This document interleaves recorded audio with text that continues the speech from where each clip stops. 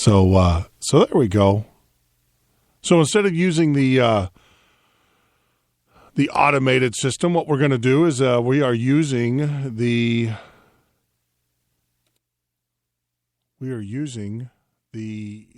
Spreaker built-in system.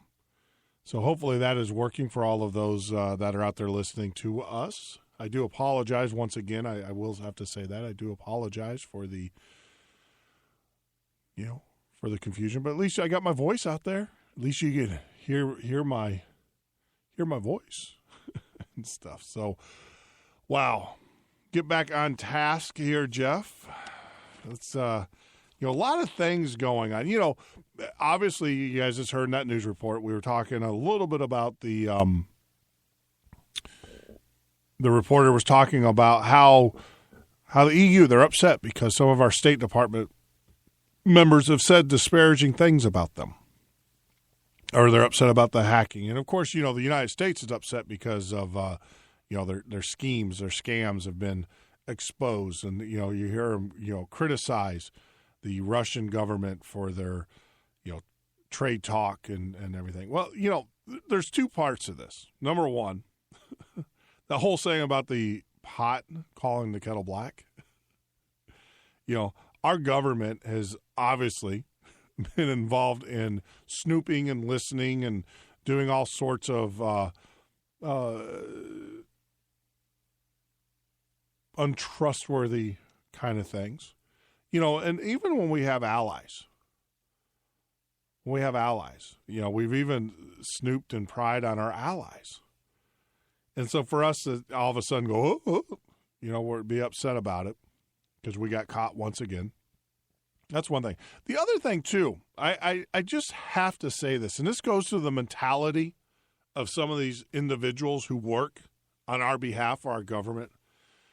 This is not the first time. I remember when WikiLeaks came out and they had the postings from the Secretary of State, and they were talking about foreign leaders in other countries and the words that they used. I mean, not, that's their true nature. You really want to see what a person is really like, watch them when they think no one's watching them. And you're going to see the true character. I mean, there's reports and transcripts of our elected officials saying all sorts of expletives about foreign leaders and world leaders and, making fun of them and all sorts of different things. I can honestly tell you, in the years that I've been doing business or been talking, doing business. Of course, I've had some times where I was aggravated at someone or upset at someone, but I didn't use the words or the language in which these politicians, you can pretty much assume that if you're if you're in America or anywhere in the world, I think Snowden's already pretty much proven this. But if you're anywhere in the world, for that matter, you don't have a private conversation. You can already assume it's going to be listened to. So, just think about that. These politicians, we hire you to be these statesmen. We hire you. You are employed by us, the American people. You represent us, the American people. We expect better from you. If you're so upset, now you can have a trade, issue, and you can be talking about how you're not being treated fair. And so, but when you resort to name calling or you start attacking people because of their looks or because of their gender or whatever, it just shows us what kind of class of a citizen you are. And it's hilarious because these individuals will sit there and they'll kowtow to certain groups or certain ethnicities or certain sexual preferences and stuff, but darn well in their private speech and their private conversations, they're saying something completely different. Now, there's I don't mix words here on this show, but these politicians do it all the time, and they're doing it all the time. So, as it's just amazing. And for them to sit up there and go, well, what do you expect? You guys created this monster. Good for the goose, good for the gander. What do you expect? And I didn't want to take away from JJ. JJ McCartney did a really great week, an incredible week of shows with Snowden interview.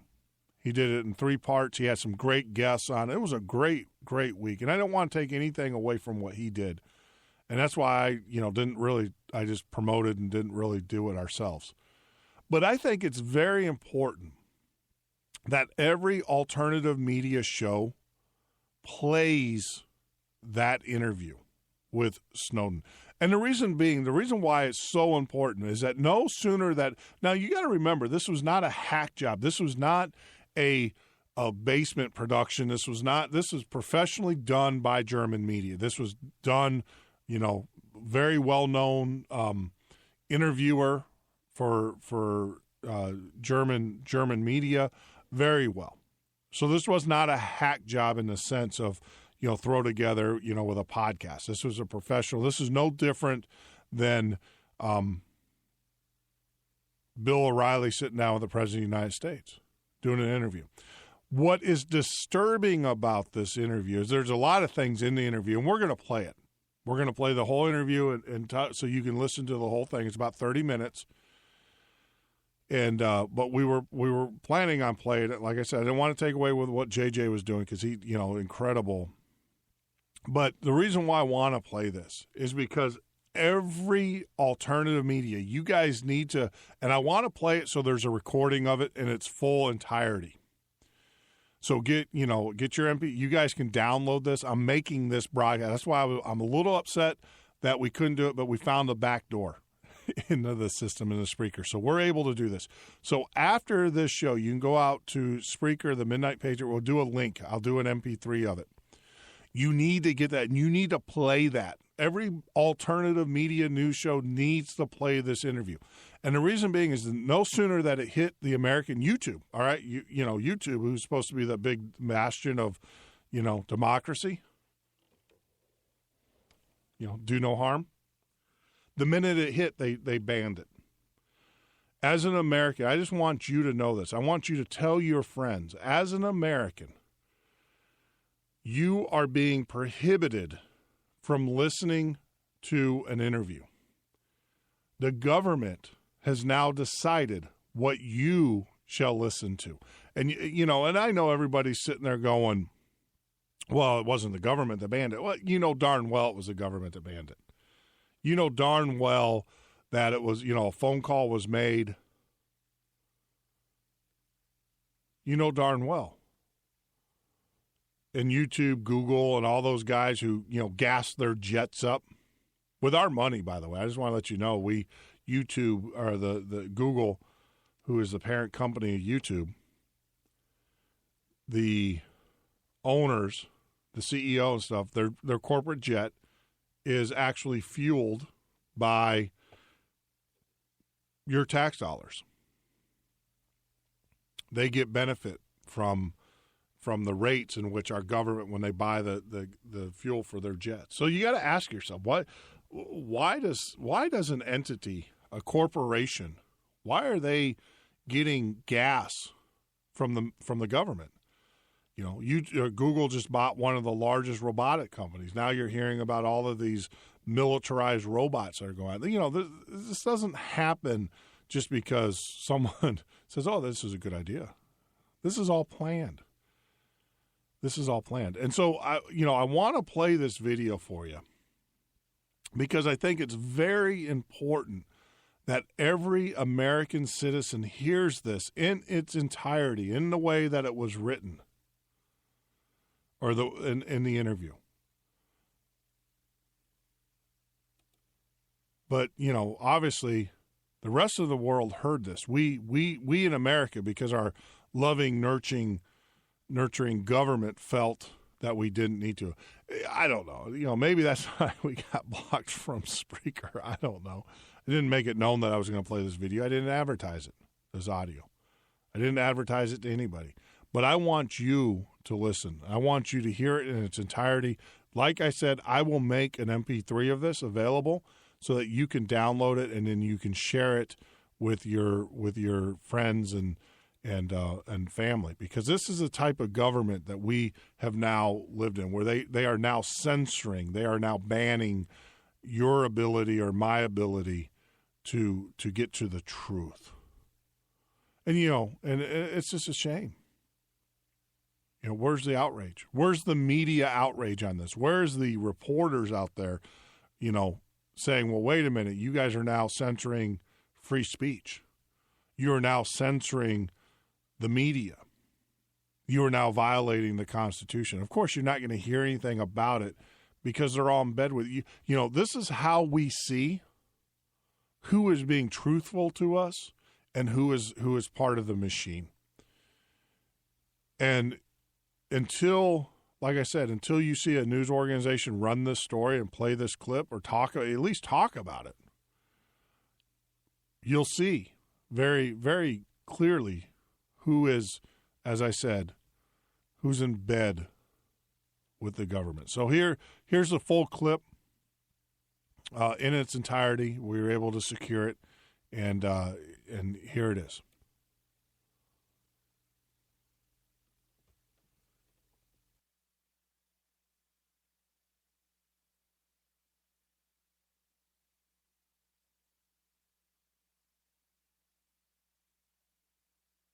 There are significant threats, but I sleep very well. There was an article that came out in an online outlet called BuzzFeed, where they interviewed officials from the Pentagon, from the National Security Agency, and they gave them anonymity to be able to say what they wanted. And what they told the reporter was that they wanted to murder me.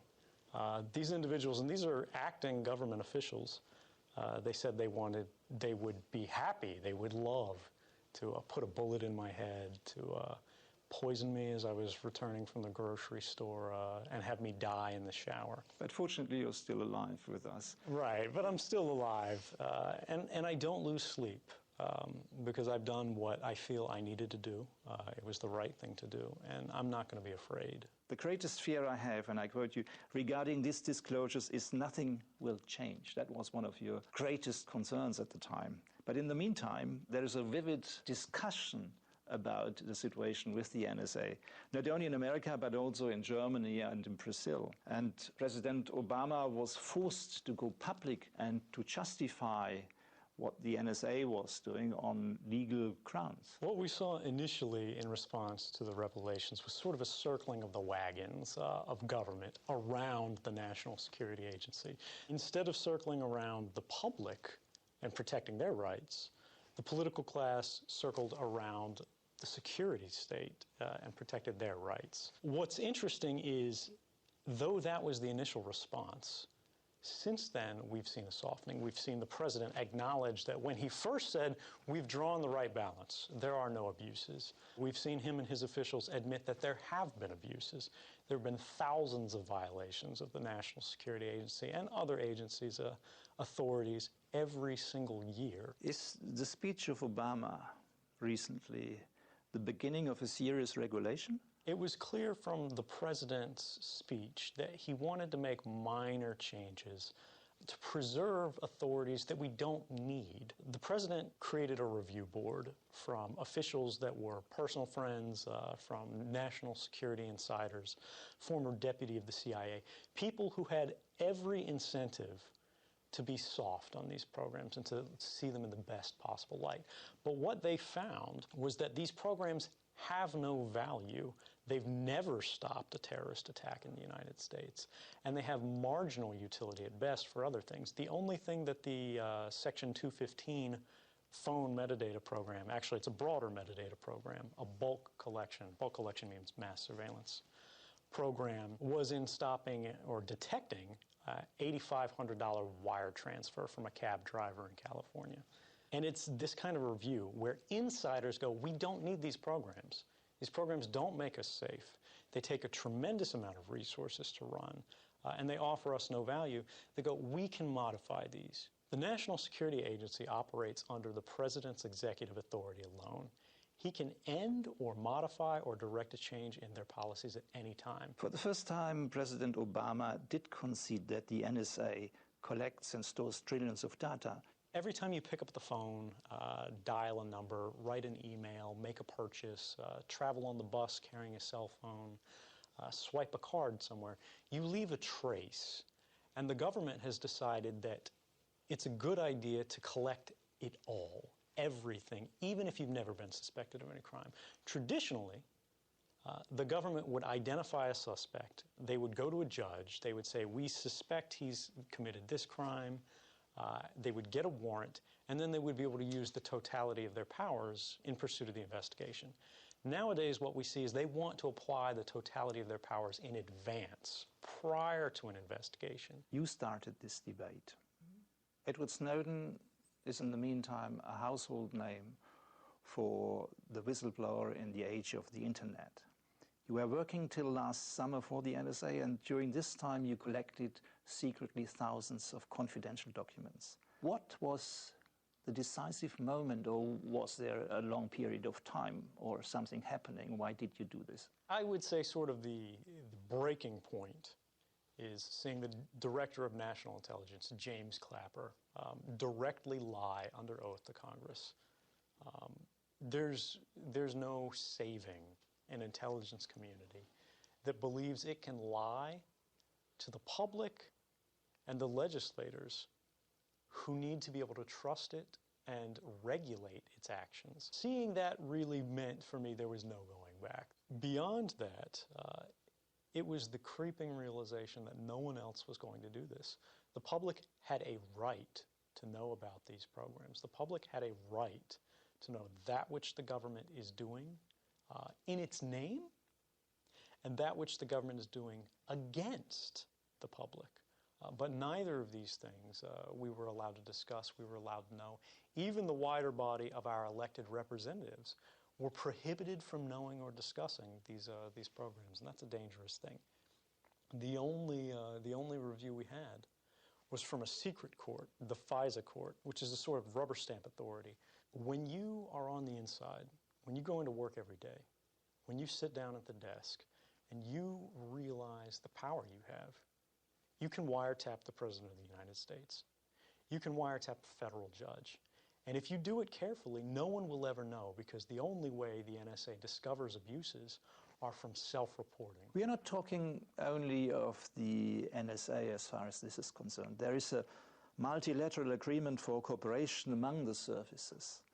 And this alliance of intelligence operations is known as the Five Eyes. What agencies and countries belong to this alliance, and what is its purpose? The Five Eyes alliance is sort of an artifact of the post-World War II era, where the Anglophone countries of the major powers banded together to sort of cooperate and share the costs of intelligence gathering infrastructure.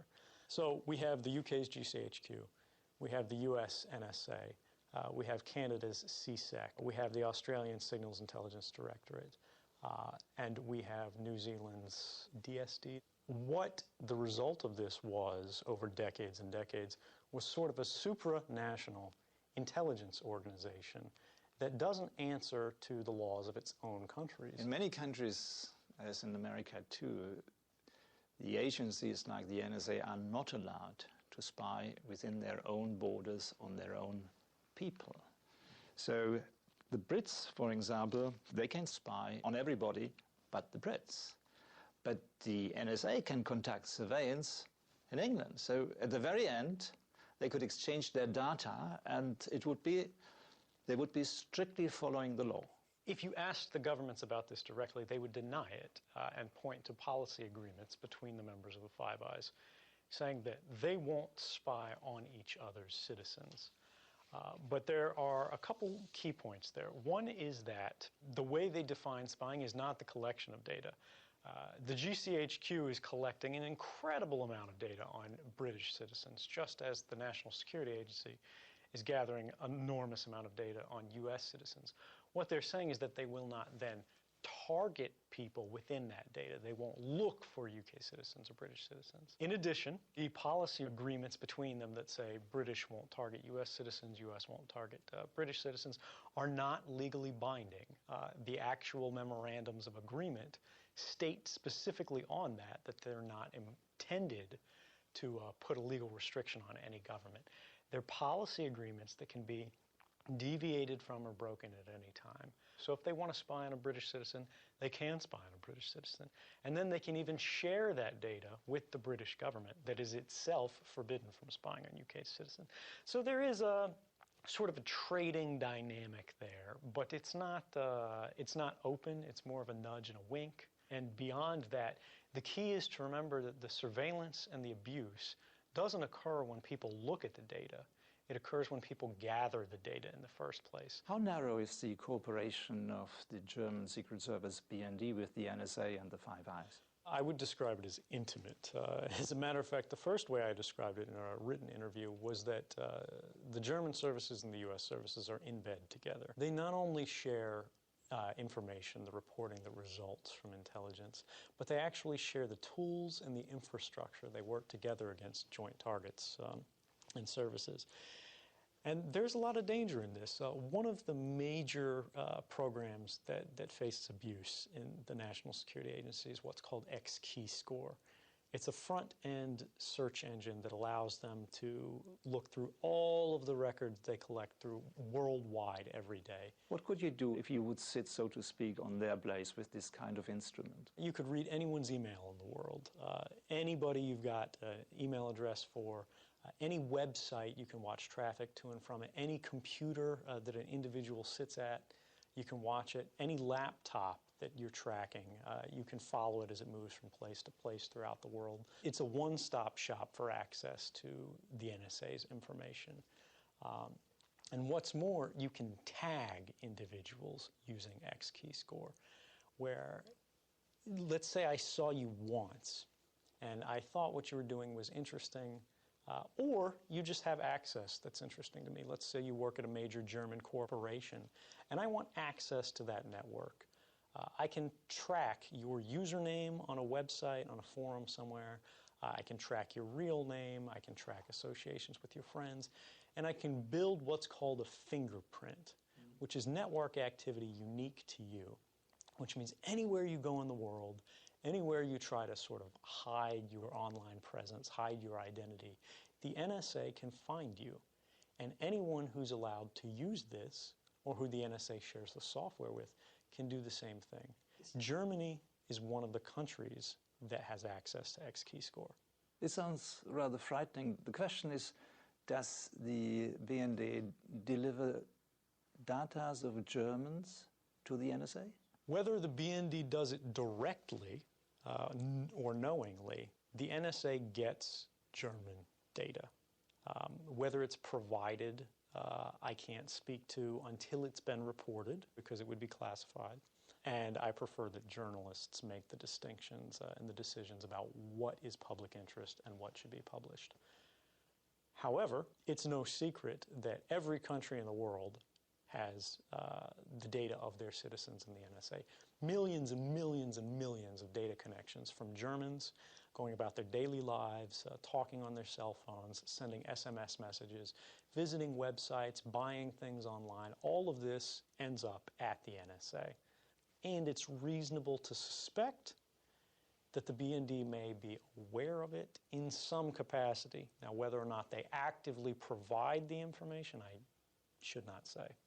The BND basically argues, if we do this accidentally, actually, and our filter didn't work.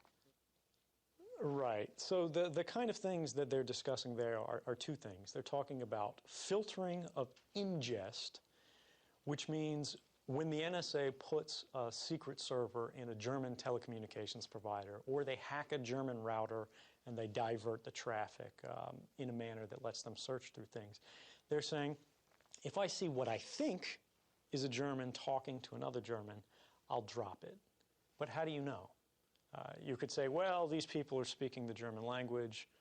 This IP address seems to be from a German company to another German company, but that's not accurate, and they wouldn't dump all of that traffic. because they'll get people who are targets of interest who are actively in Germany using German communications. So realistically, what's happening is when they say there's no spying on Germans, they don't mean that German data isn't being gathered. They don't mean that records aren't being taken or stolen. What they mean is that they're not intentionally searching for German citizens. And that's sort of a fingers crossed behind the back promise. It's not reliable. What's about other European countries like Norway and Sweden, for example? Because we have a lot of, I think, underwater cables going through the Baltic Sea. So this is sort of an expansion of the same idea. If the NSA isn't collecting information on German citizens in Germany, are they as soon as it leaves German borders? And the answer is yes. Any single communication that transits the internet, the NSA may intercept at multiple points. They might see it in Germany, they might see it in Sweden, they might see it in Norway or Finland, they might see it in Britain, and they might see it in the United States. Any single one of these places that a German communication crosses, it'll be ingested and added to the database. So let's come to our southern European neighbors then. What's about Italy? What's about France? What's about Spain? It's the same deal worldwide. Does the NSA spy on Siemens, on Mercedes, on other successful German companies, for example, to prevail, to have the advantage of knowing what is going on in the scientific and the economic world? I don't want to preempt the editorial decisions of journalists. Okay. But what I will say is there's no question that the U.S. is engaged in economic spying. If there's information at Siemens that they think would be beneficial to the national interests, not the national security of the United States, they'll go after that information and they'll take it. There is this old saying, you do whatever you can do. So the NSA is doing whatever is technically possible. This is something that the president touched on last year, where he said just because we can do something, and this was in relation to tapping Angela Merkel's phone, just because we can do something doesn't mean that we should. And that's exactly what's happened. The technological capabilities that have been provided because of sort of weak security standards in internet protocols and cellular communications networks have meant that intelligence services can create systems that see everything. Nothing annoyed the German government more than the fact that the NSA taped the private phone of the German Chancellor Merkel over the last 10 years, obviously. Suddenly this invisible surveillance was connected with a known face and was not connected with a kind of watery, shady terrorist background. Obama now promised to stop snooping on Merkel, which raises the question, did the NSA tape already previous governments in Germany, previous chancellors, and when did they do that, and how long did they do this for? This is a particularly difficult question for me to answer because there's information that I very strongly believe is in the public interest. However, as I've said before, I prefer for journalists to make those decisions in advance, review the material themselves, and decide whether or not the public value of this information outweighs the sort of reputational cost to the officials that ordered the surveillance. What I can say is we know Angela Merkel was monitored by the National Security Agency. The question is, how reasonable is it to assume that she is the only German official that was monitored? How reasonable is it to believe that she's the only prominent German face who the National Security Agency was watching? I would suggest it seems unreasonable that if anyone was concerned about the intentions of German leadership, that they would only watch Merkel and not her aides, not other prominent officials, not heads of ministries, or even local government officials. How does a young man from Elizabeth City in North Carolina, 30 years old, get in such a position in such a sensitive area? That's a very difficult question to answer. In general, I would say it highlights the dangers of privatizing government functions. I worked previously as an actual staff officer, a government employee for the Central Intelligence Agency, but I've also served much more frequently as a contractor in a private capacity. What that means is you have private for-profit companies doing inherently governmental work, like targeted espionage, surveillance, compromising foreign systems. And anyone who has the skills, who can convince a private company that they have the qualifications to do so, will be empowered by the government to do that. And there's very little oversight. There's very little review. Have you been one of these classical computer kids, sitting red-eyed during the nights in the age of 12, 15, and your father was knocking on your door and saying, "You switch off the light, it's too late now"? Did you get your computer skills from that side, or how did it work? When did you get your first computer? Right. I definitely have had shall we say, a deep informal education in computers and electronic technology. They've always been fascinating and interesting to me. The characterization of having your parents telling you to go to bed, I would say, is fair. If one looks to the little public data of your life, one discovers that you obviously wanted to join in May 2004 the Special Forces to fight in Iraq. What did motivate you at the time? You know, Special Forces, looking at you in the very moment, means grim fighting, and it means probably killing. And did you ever get to Iraq? No, I didn't get to Iraq. One of the interesting things about these Special Forces are that they're not actually intended for direct combat. They're what's referred to as a force multiplier. They're inserted behind enemy lines. It's a squad that has a number of different specialties in it. And they teach and enable the local population to resist or to support U.S. forces in a way that allows the local population a chance to help determine their own destiny. And I felt that was an inherently noble thing at the time. In hindsight, some of the reasons that we went into Iraq were not well-founding and I think did a disservice to everyone involved. What happened to your adventure then? Did you stay long with them, or what happened to you? No, I broke my legs when I was in training and was discharged. So it was a short adventure, in other words. Short adventure. In 2007, the CIA stationed you with a diplomatic cover in Geneva, in Switzerland. Why did you join the CIA, by the way? I don't think I can actually answer that one. Okay, if it's what you have been doing there, forget it, but why did you join the CIA? In many ways, I think it's a continuation of trying to do everything I could to prosecute the public good in the most effective way. And it's in line with the rest of my government service, where I try to use my technical skills in the most difficult positions I could find in the world, and the CIA offered that. If we look back, Special Forces, CIA, NSA, it's not actually the description of a human rights activist or somebody who becomes a whistleblower afterwards. What happens to you? I think it tells a story, and that's no matter how deeply an individual is embedded in the government, no matter how faithful to the government they are, no matter how strongly they believe in the causes of their government, as I did during the Iraq War, people can learn, people can discover the line between appropriate government behavior and actual wrongdoing. And I think it became clear to me that that line had been crossed.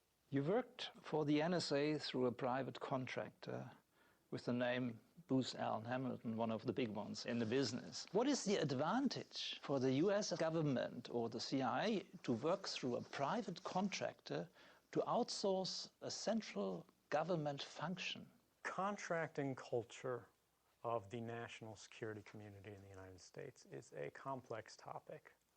It's driven by a number of interests between primarily limiting the number of direct government employees, at the same time as keeping lobbying groups in Congress, typically from very well-funded businesses, such as Booz Allen Hamilton. The problem there is you end up in a situation where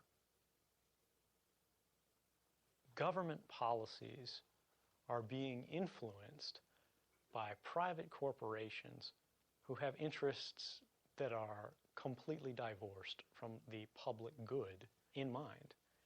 The result of that is what we saw at Booz Allen Hamilton, where you have private individuals who have access to what the government alleges were millions and millions of records that they could walk out the door with at any time with no accountability, no oversight, no auditing. The government didn't even know they were gone. At the very end, you ended up in Russia. Many of the intelligence community suspect you made a deal, classified material for asylum here in Russia. The chief of the task force investigating me, as recently as December, said that their investigation had turned up no evidence or indications at all that I had any outside help or contact or had made a deal of any kind to accomplish my mission. I worked alone. I didn't need anybody's help. I don't have any ties to foreign governments. I'm not a spy for Russia or China or any other country for that matter. If I'm a traitor, who did I betray? I gave all of my information to the American public, to American journalists who were reporting on American issues. If they see that as treason, I think people really need to consider who do they think they're working for. The public is supposed to be their boss, not their enemy.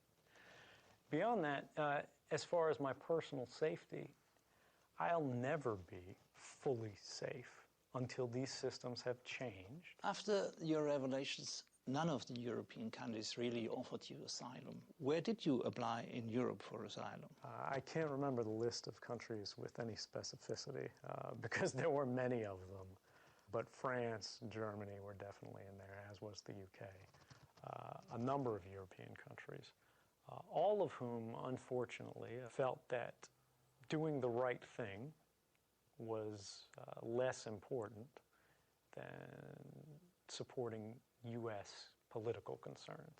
One reaction to the NSA snooping is in the very moment that countries like Germany are thinking to create national internets, an attempt to force internet companies to keep their data in their own country. Does this work? It's not going to stop the NSA, let's put it that way. The NSA goes where the data is. If the NSA can pull text messages out of telecommunication networks in China, they can probably manage to get Facebook messages out of Germany.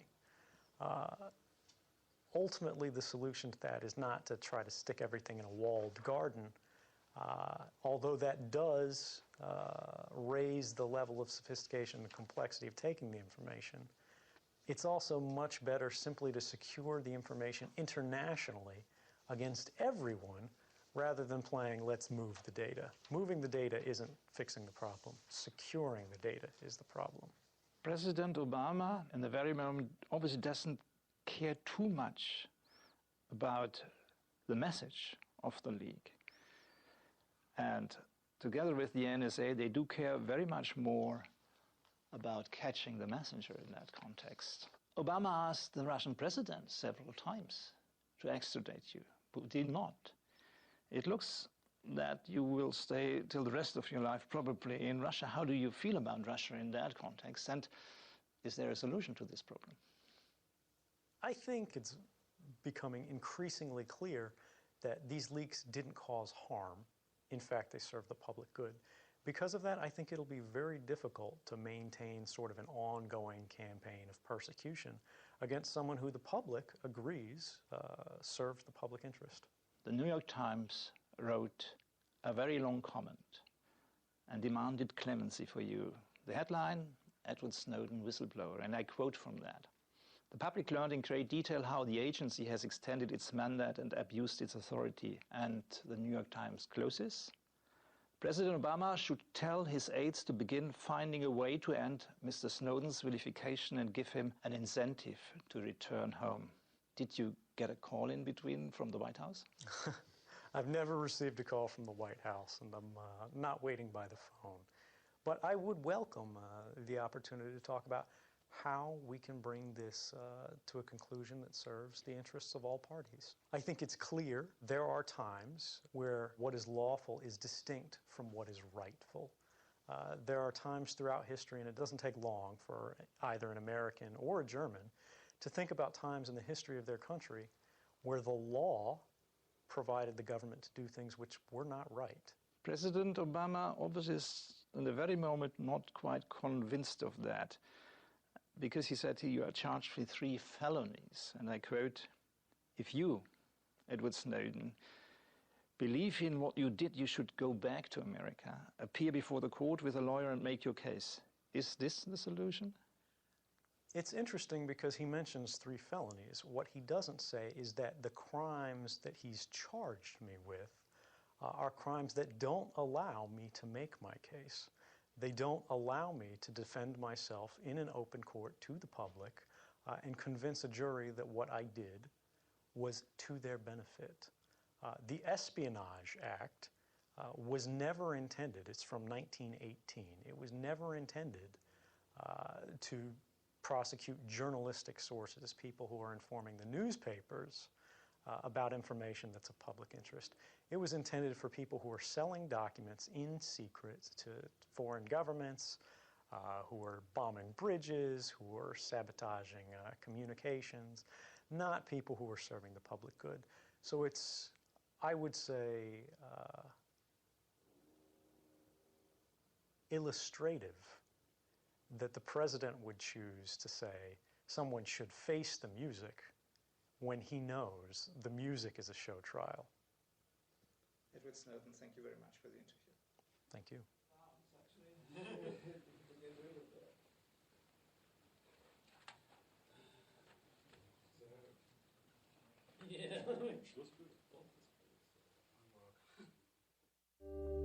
Wir sind eins.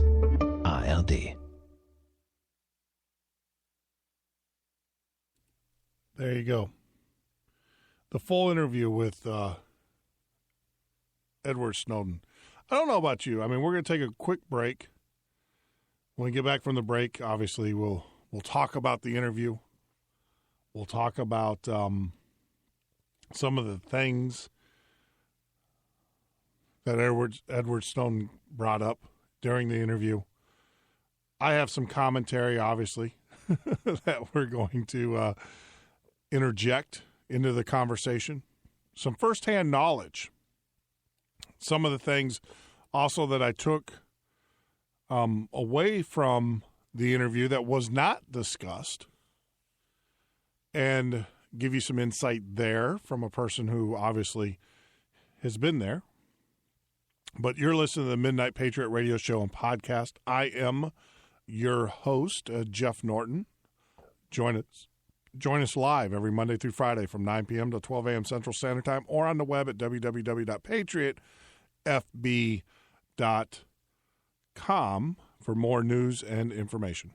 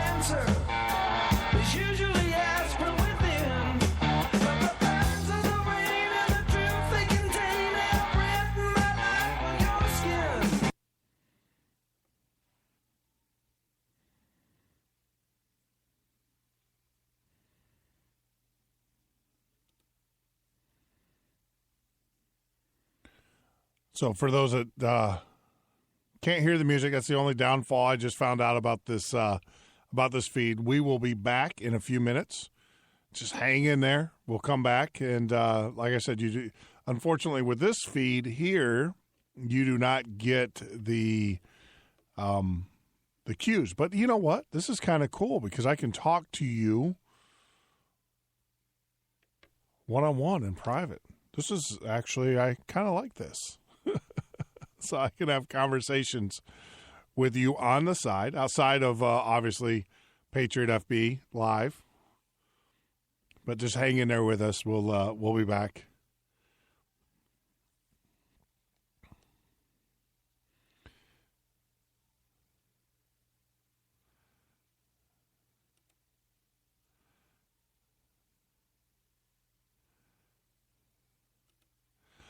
You're listening to the Midnight Patriot Radio Show and Podcast. I am your host, Jeff Norton. We just wrapped up an incredible interview with Edward Snowden, done over in Russia. Now, you know, the significance of this interview, unlike the other ones that were done, is that when this was done, our government instantly, the minute it was posted up on YouTube and other social media sites and stuff, our government blocked it. They moved to block it. And they didn't give a reason. They just said, hey, we're the government. Now, you got to ask yourself, when a government starts taking those types of actions, refusing, regardless of what you believe, you know, Snowden's guilty or not. I got friends I know that think that he should be taken out and shot. I have friends who think he's a hero. I mean, both sides, it doesn't matter what side of the fence you're on. The fact that our government now is actively censoring news. Now, come on. I mean, this used to be the government that, you know, all news was open. We were protected. Freedom of speech was protected. It was held sacred. But now, you know, the gloves have come off. They no longer care. And you know why? Because they've realized that they've got a majority now of the American people who are lemmings, who will do whatever the government wants them to do because they know in the end that the government's going to coddle them. But let me kind of explain to you how this works. And I'm going to put this in a way that most can probably relate to. When you were younger, when we were a little bit more foolish, there was temptations everywhere, be it cigarettes, be it, you know, even food, but drugs, alcohol, drugs. And, you know, they tease you. They know, you know, there's a reason why they call it an addiction. And what happens is what makes something an addiction, and it could be lots of things. It could be, you know, everybody has the potential of being addicted to something, right? And what happens is when the addiction starts, it doesn't start out like instantly. Now, obviously, there are drugs where you have instant addiction.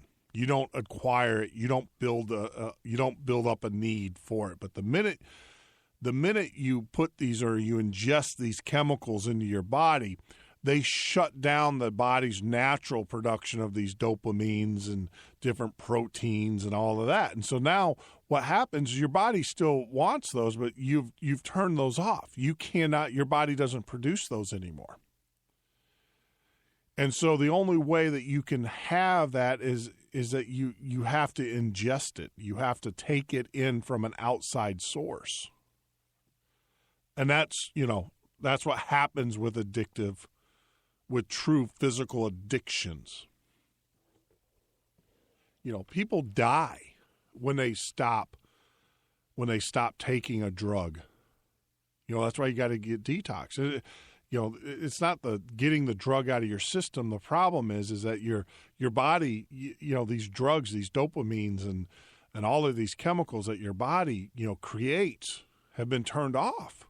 And your body still needs them to produce certain things to keep your, keep it going. But you synthetically mask that.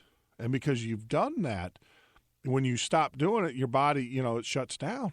It doesn't have everything it needs. And that's where addiction comes in. But what they do is they entice you, the drug dealer or the cigarette manufacturer. They make things look cool. Or the alcohol, they make it look sexy. Even food now, they have figured out how to make food addictive, be it through chemicals, be it through advertising. I mean, I was watching a commercial that was banned on, I didn't watch the Super Bowl, so I don't know. There's a Carl Jr.'s commercial that was out. I saw it. I don't know if it was fake or whatever, but it was disgusting. It was pornographic. And I've seen Burger King commercials with Paris Hilton.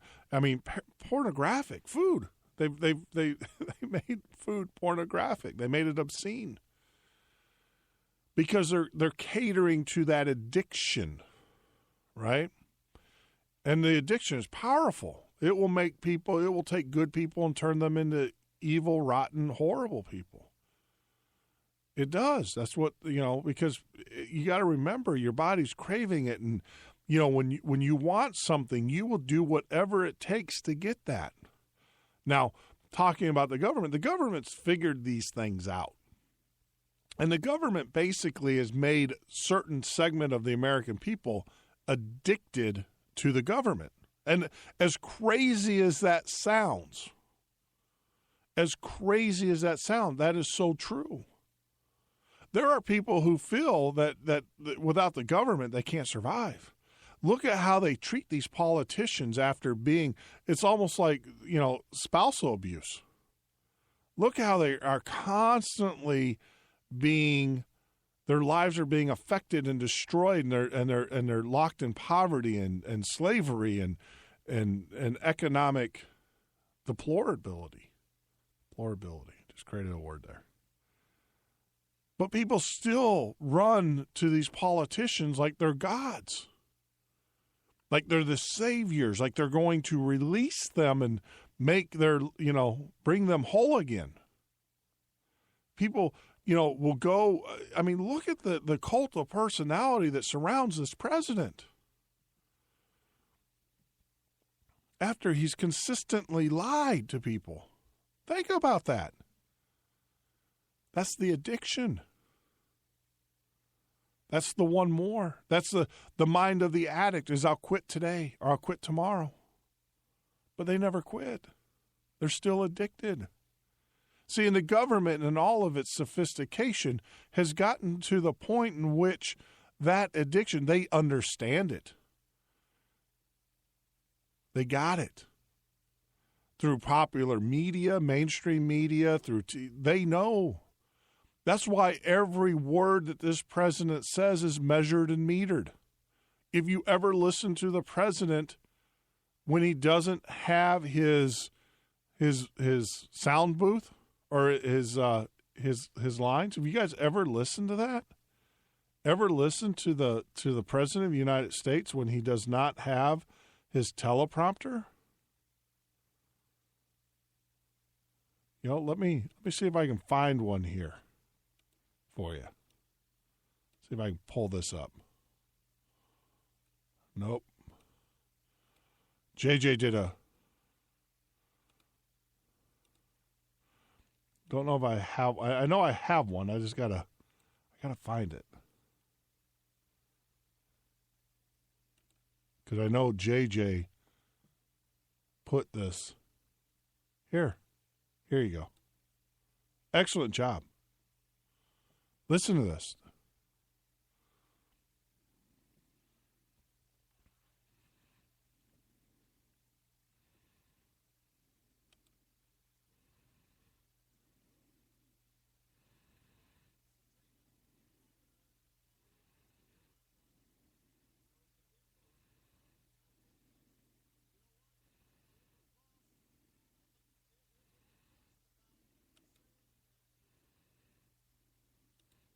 There you go.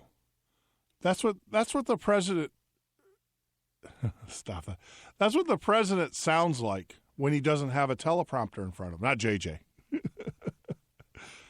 You know, because everything that comes out of his mouth is metered, is measured, there's buzzwords. Have you ever noticed that this president, depending upon the crowd in which he's speaking to, sometimes he'll sound like a preacher, other times he'll sound like an Irishman, So, and the reason why he does that is because, there are individuals that handle the handlers who have told him,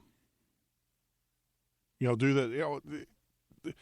Look, you're no longer, you're a shell of a man. Most politicians are. They no longer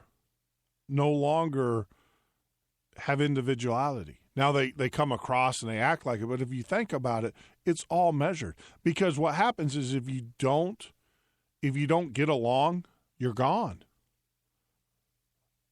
There is so much power in the two-party in the electoral system that if you step across your party, they'll get rid of you. They'll run candidates against you. Look at what the Republican Party did, in Virginia, or didn't do in this case. That's what you're up against. That's what we're up against. So the reason why the government can do this censorship is because now they know that they know that they got a majority of the American people are addicted to the government. They know that now. So that's why you're seeing the gloves come off. That's why you're seeing the continued attacks on our civil liberties, because they know they can get away with it. Absolutely. When you watch police officers, there's canaries. Canaries in the gold mines, in the mines, coal mines. They used to put canaries in there, and what it was is the canaries would die of the carbon of the gases, be it CO2 mainly, first.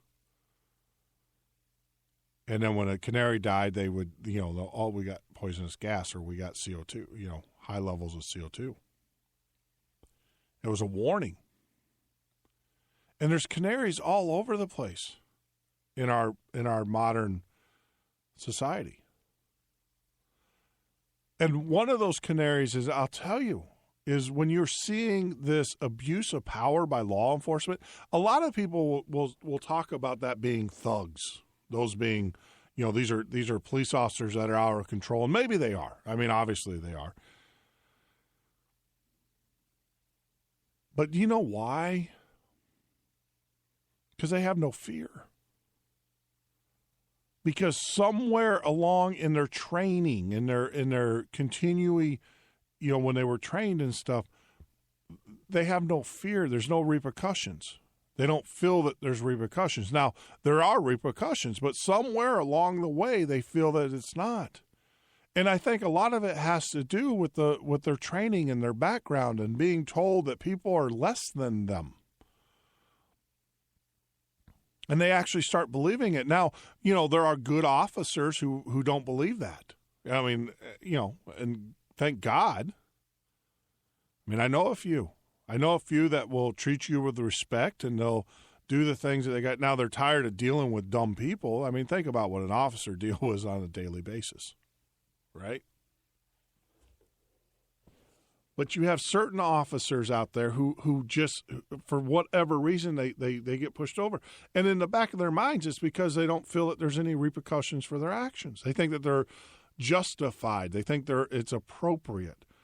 Now, one of the things that used to baffle me, and I'm going to tie this all together here in a few minutes, so just bear with me, is you would have parents who would beat their children unmercifully, right?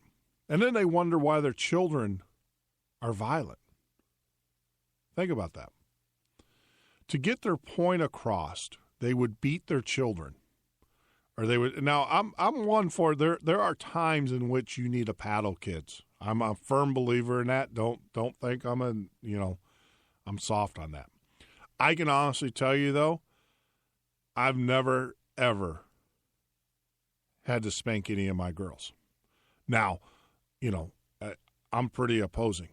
I will tell you this: I about ripped a door off the hinges. I think that was probably a scary moment, and my daughter would never do. She made the mistake of slamming the door and locking it and telling me to go away. But I've never had to raise my hands against any of my children, ever. It's never happened. Never. So, but the thing is that because I don't want my children to believe that in order to solve your problems, you have to fight, you have to hit. Now, we joke around. I mean, my kids are very quick-witted. Do you know why? Because I use words. I can get into their head with my voice, with my words, and I can tear them up. I never have to raise my hands. And some people will tell you that words are more damaging sometimes than the physical. And I get that. And that's why my daughters are pretty witty. They have some pretty good words and some zingers that come back. It's amazing. I love listening to them. And so it's not disrespectful. They do it in such a way that's very respectful. But it's right. It's usually right. It's funny. It's awesome. Now, I know some other parents don't appreciate it, but I don't care. They're my kids. You don't like it? Oh, well. But the thing is that this government, where I'm going with this is that, there are people who like I said, feel that they can get away with it.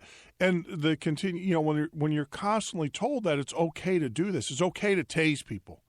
I think tasers have actually created more problems than good. And the reason why I say that is this.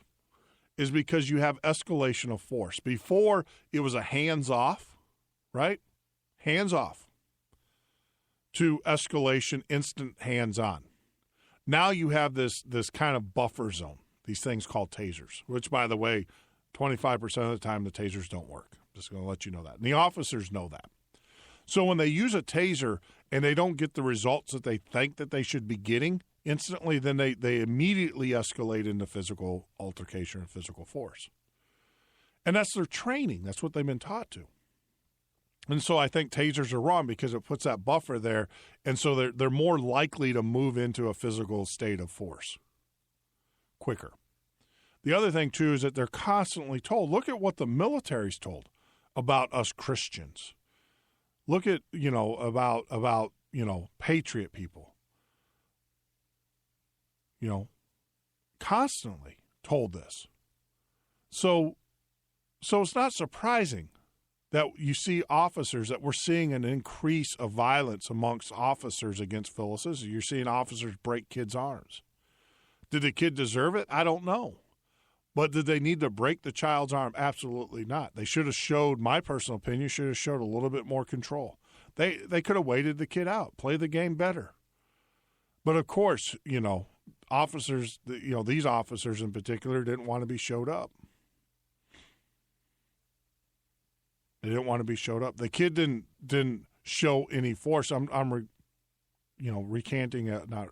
recounting a video that was out there on YouTube just this week where they snapped a kid's arm in half. The kid refused, and he had mental issues, known, but the kid refused to leave the bus. And so what did the officers do? They resorted to physical force. And in the process of resorting to physical force, they broke the kid's arm. Think about that. They snapped his arm. You know the amount of force that it takes to break someone's arm? It's not like the movies. It's a tremendous amount of force. But, the officers, they went from a level of no violence to instant violence. And that's because of the continuing conditioning that goes on. And like the canaries in the coal mines, you're seeing that they ask about all these mass shootings. These shootings are going on. What do you expect when America's at war? You know how we solve our problems with other countries now? We go to war. or we threaten them with war. Think about that. Don't threaten them with peace. We threaten them with war. We drone strike them, you know. We attack them. If you don't do what we want you to do, we're going to bomb you. So society is mimicking. It's this conversation we had earlier, you know, in the week, last week, about micro, macro. The children's going to reflect the adult. So it's no coincidence that we have these issues. But going back to it, the reason why, and then now it's escalating because the government now knows they can get away with it. The government now knows that they can wiretap you. You know, yeah, there's going to be a little bit of protest here or there, but in the most part, ain't no one really, you know, they're going to continue on. They're going to use their cell phones, knowing that their conversations are being listened to, knowing that they're going to text pictures of themselves to, you know, boyfriends, husbands, or girlfriends, whatever, knowing darn well that the NSA is grabbing those pictures. They know that. They're addicted. They're addicted. All common sense has been completely thrown out of the window. That's what addiction does to people. Takes a sane person and makes them crazy. And makes them do things that they normally wouldn't do under normal circumstances or any other circumstances for that matter. But the government knows we are addicted.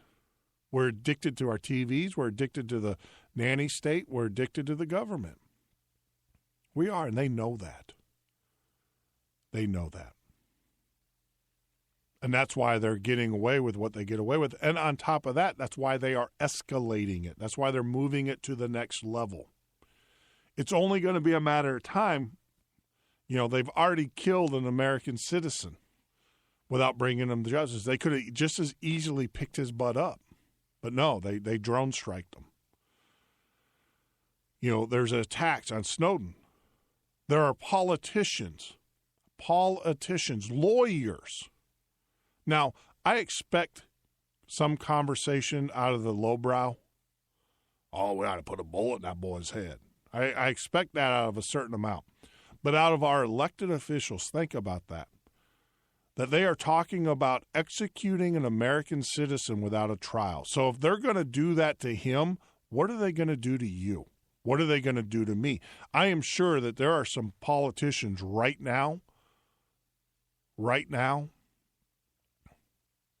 who, if they heard this show, we haven't hit it yet, we're still infancy, but once we get out, I am sure there are politicians right now and certain prominent people who wish I was incarcerated. Yeah, for speaking my mind. I mean, we're constantly under attack. Our websites are under attack, constantly. And I get, I don't know. Some of them are pretty sophisticated attacks, I'm told. Not your basement dweller kind of stuff. So you can only assume. But that's what we've become.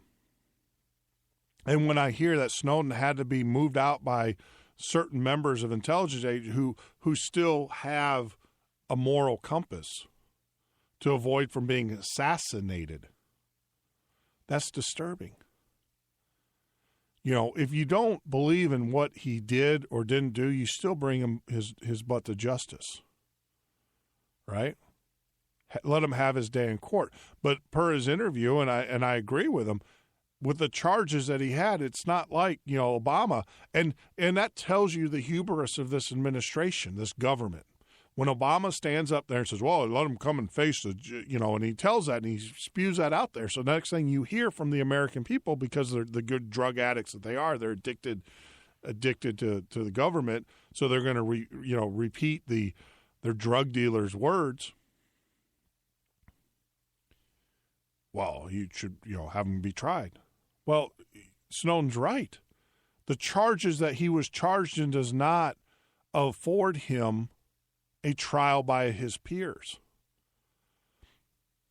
It's a military trial. Now, when you got the Joint Chiefs saying that we should kill him right? The Joint Chiefs, the guy that's in charge, you got the President of the United States that's already said, well, we'll convict him and he's a traitor. And then you got the Joint Chiefs of the military saying he should be executed. And he did say that. And then, you're going to fault Snowden for not coming back and facing a military tribunal?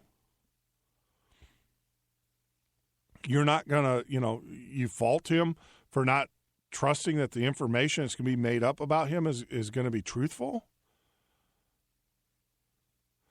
The reality of it is I listened to the interviews and I've done the research. He didn't disclose anything that no other, there's other whistleblowers that disclosed it. He just put facts and figures behind it. There was a CIA whistleblower that was on Democracy Now! That I was listening to 10 years ago talking about these programs. Didn't have a name for it, didn't give it a name, but he was let go as well. Snowden just put the facts and figures behind it, made it real. So the government couldn't, and even when he did that, the government denied it. Remember with Merkel, oh, we're not monitoring her phone calls. Well, guess what? The German, Stasi or whatever said, yes, you are. And, okay, sorry. But of course, we, being the addicted people that we are to our government, to the cult of personality, we let it slide. There isn't a day that goes by that this president of the United States doesn't lie to the American people. I'm sorry to say that. As sad as that may be, there isn't a day that goes by. If he's talking, he's lying to you.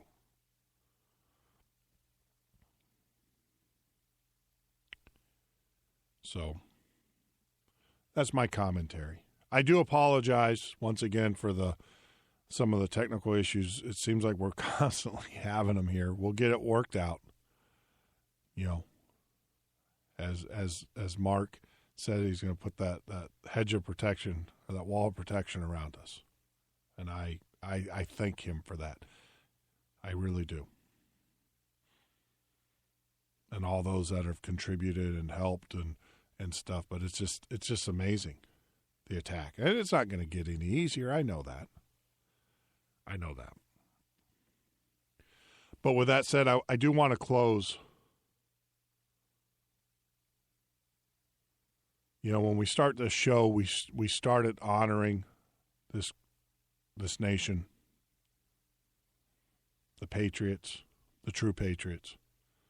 When we close the show, though, I want to end the show honoring the men and women who have paid the ultimate price, the sacrifice.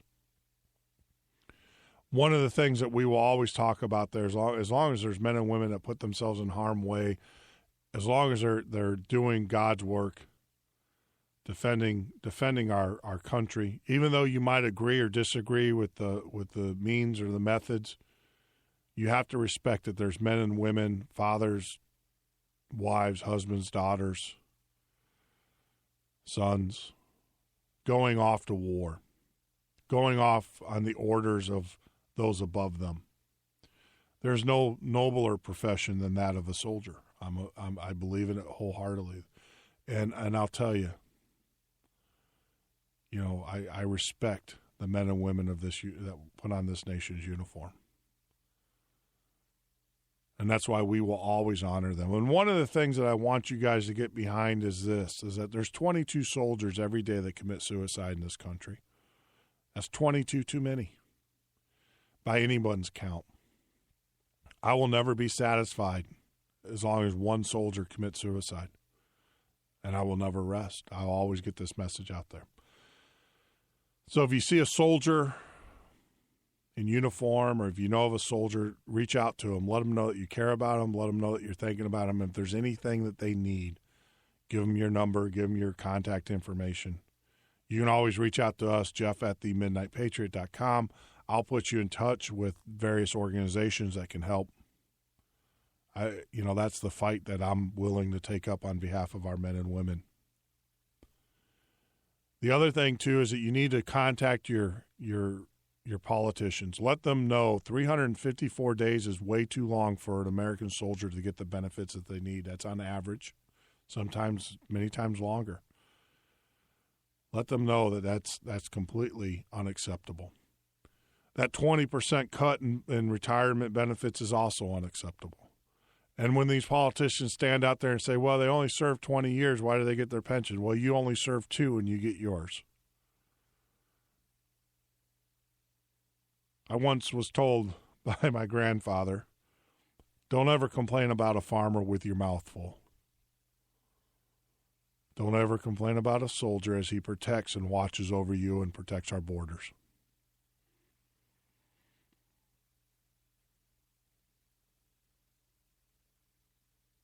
So, with that, we do want to honor the men and women who have paid the ultimate price, the ultimate sacrifice.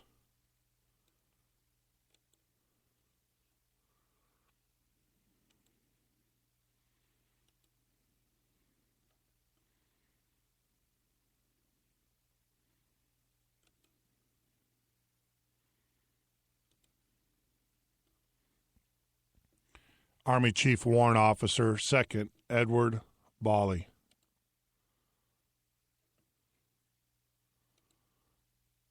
Army Specialist Andrew H. Sipple, January 17, 2014.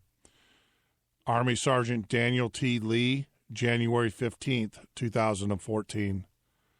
Army Chief Warrant Officer Andrew L. McAdams, January 10, 2014. Army Sergeant Drew M. Scobie, January 10, 2014. Army Sergeant First Class William K. Lacey, January 4, 2014. And Marine Sergeant Jacob M. Hess, January 1, 2014.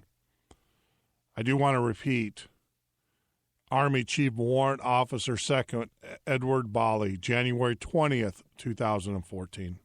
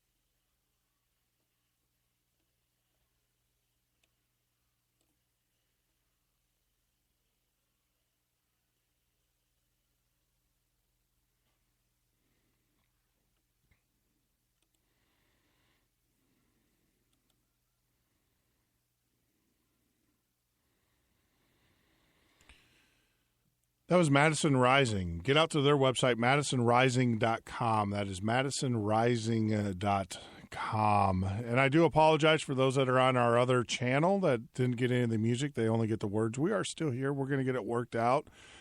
It's frustrating. I can't tell you how frustrating it is to to run into these issues. But we will figure it out. Before we wrap up here, I want to tell you guys, get out to AVN in the morning, listen to Michael Evans, from 8 until 10, and then Thomas there at Resurrect the Republic from 10 to 11. Then we got great music playing, and then we're also going from 2 to 4, of course, J.J. McCarty.